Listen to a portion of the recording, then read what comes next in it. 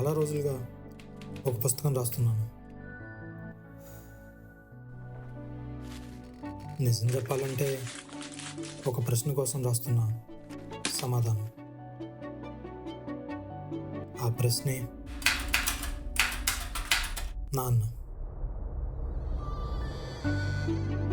ఆయన నాకు ఎప్పటికీ అర్థం కాని ఒక ప్రశ్న. ఆ ప్రశ్నకు సమాధానం కోసమే నా ఈ ప్రయాణం.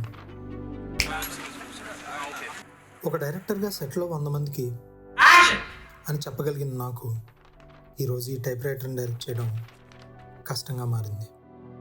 ఎందుకంటే ఇది ఒక కథ కాదు, ఒక కొడుకు తన తండ్రికి పంపని ఉత్తరం. మొదట్లో ఏం రాయాలో, ఎక్కడి నుండి మొదలెట్టాలో నాకు అర్థమయ్యేది కాదు.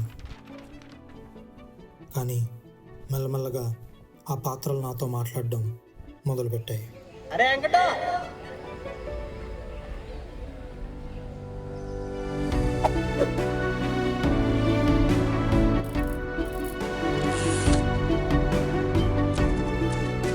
నాన్నకు తీరని ప్రేమతో, తగ్గిన కోపంతో,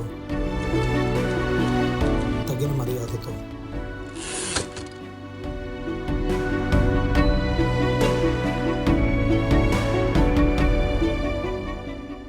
మీ మణికాంత్కెళ్ళి.